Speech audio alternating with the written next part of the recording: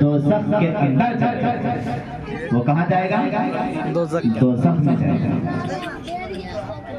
اب نبی پاک صلی اللہ علیہ وسلم کے اس ارشاد کے باوجود بھی، اس حکم کو نہ ماننے کے بعد بھی، وہ شخص پاجامہ کو، تہبند کو، لنگی کو، لباس کو تخنوں سے نیچے پہنتے ہیں، تو گویا کہ وہ نبی پاک صلی اللہ علیہ وسلم کی سنت کو ٹھکرا رہے ہیں، اور جنہوں نے نبی صلی اللہ علیہ وسلم کی سنت کو ٹھکرا دیے وہ یقیناً گمراہ ہو گئے۔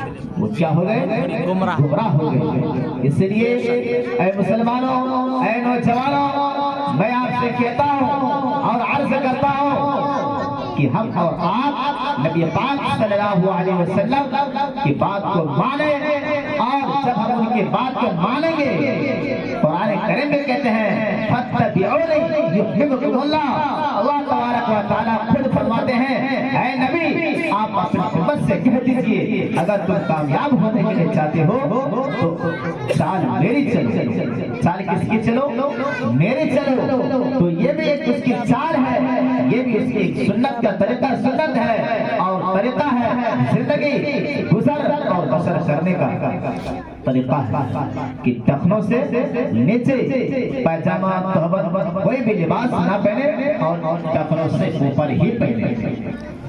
اور جو شخص ٹخنوں سے نیچے پہنتے ہیں، پہلی بات یہ حرام ہے، اور ان کے دل کے اندر تکبر، گھمنڈ، حسد پیدا ہوتا ہے۔ میرے محترم بزرگوں، دوستوں، عزیز ساتھیوں، کل بچے کی نکاح ہے، دعا کیجئے اللہ تبارک و تعالی ان کے شادی میں اور زندگی بھر ان کے عمر میں خیر و برکت عطا فرمائے۔ میرے محترم بزرگوں، دوستوں، عزیز ساتھیوں، یہ نکاح شادی جو ہے بالکل سمپل ہے، سادگی ہے۔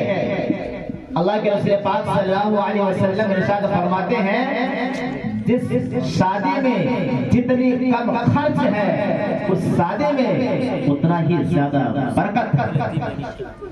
وہ شادی بابرکت والی ہم اور آپ تو رات میں میلاد کے بہانے سے ڈی جے لے آتے ہیں، مائک لے آتے ہیں۔ ابھی ہمارے علماء کرام فرما رہے تھے کہ ہمارے پاس بہت سارے قول ایسے آتے ہیں کہ آج اس کی طلاق ہو گئے، ان کی طلاق ہو گئے۔ میرے محترم بزرگوں، دوستوں، عزیز ساتھیوں، بتا رہے تھے کہ ان کے شادی میں قرآن کی تلاوت تو کم، ذکر و اذکار تو کم، بس مائک لے آتے ہیں اور پینے والے پی کر کے مگن ہیں، ناچنے والے ناچتے ہیں، عیاشی کرنے والے عیاشی میں مگن ہیں، اور گانے بجانے والے گانے میں مگن ہیں۔ میرے محترم بزرگوں، دوستوں، عزیز ساتھیوں، اس میں کہاں سے برکت ہوگی؟ یاد رکھیے شادی صرف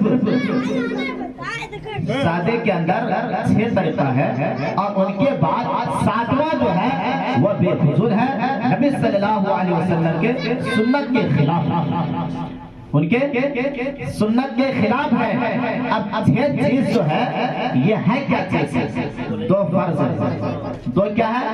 فرض ہے۔ ایک واجب ہے، ایک کیا ہے؟ واجب ہے، اور 3 سنت ہے۔ 2 فرض جو بتائے اس میں نمبر 1 پہ ہے ایجاب و قبول۔ کیا ہے؟ ایجاب و قبول ہے، اور دوسرا میں ہے 2 گواہ مسلمان۔ ایک واجب جو دین بہر ہے، کیا ہے؟ دین بہر، اور 3 سنت ہے، ایک خطبہ، دوسرا چھوارا، تیسرا ولیمہ۔